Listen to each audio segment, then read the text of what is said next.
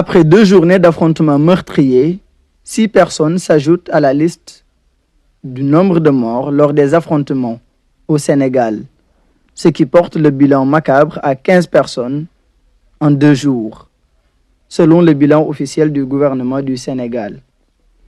Le vendredi, 4 décès sont notés dans la région de Dakar et 2 dans la région de Ziguinchor, au sud du pays. En plus du nombre de décès, les arrestations suscitent plusieurs commentaires. Il est difficile d'avoir le chiffre exact des manifestants arrêtés, mais selon Sénéweb, un site d'information sénégalais, 200 jeunes sont arrêtés rien que pour la journée du 1er juin.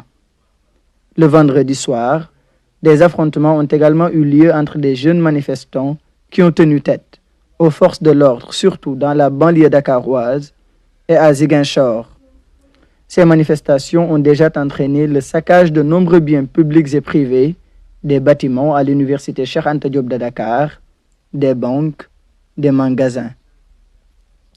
Les manifestants utilisent des pneus qu'ils brûlent dans les rues et se servent de cailloux ou tout autre objet trouvé sur les routes pour faire face aux forces de défense et de sécurité. Nombre d'organisations internationales, dont l'Union africaine, UNOWAS, ou encore des pays comme la France, les États-Unis, ont appelé au calme et à la retenue. Mais les manifestations se poursuivent. PASTEF, le parti d'Ousmane Sonko, appelle à amplifier et à intensifier la résistance jusqu'au départ du président Macky Sall. Dans leur communiqué, ils reprochent au président sénégalais et son régime de dérives sanglantes et dictatoriales. En plus de chaînes de télévision comme Walf qui est empêché d'émettre, le gouvernement du Sénégal a coupé plusieurs réseaux sociaux comme Facebook, WhatsApp ou encore Twitter.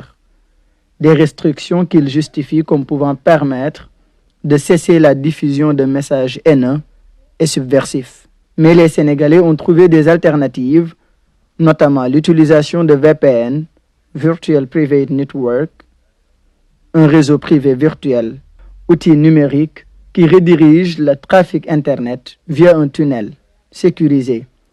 Les internautes sénégalais s'en servent pour contourner les mesures restrictives imposées par le gouvernement. L'armée est déployée sur plusieurs lieux pour maîtriser la situation.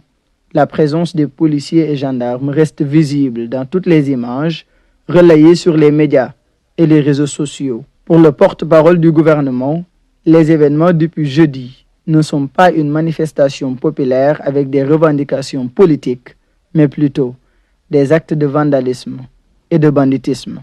Presque toutes les universités ont fermé leurs portes. Des étudiants coincés peinent à rentrer chez eux. Ce samedi, des images continuent de circuler montrant des manifestations. Certains médias sénégalais tiennent encore des éditions spéciales et les Sénégalais retiennent encore leur souffle au moment où dans d'autres pays comme en France, des voix se font entendre pour exprimer inquiétude face à ce qui se passe au Sénégal ou encore montrer leur désaccord face au régime actuel. Ousmane Sonko est condamné à 2 ans de prison ferme pour corruption de la jeunesse, ce qui empêche son éligibilité pour les prochaines élections présidentielles, auxquelles il était candidat déclaré. Au départ, une crise politico-judiciaire, mais l'économie du Sénégal sent déjà les séquelles de ces manifestations qui ont lieu à quelques jours de la Tabaski, une fête qui faisait bien tourner l'activité économique au Sénégal.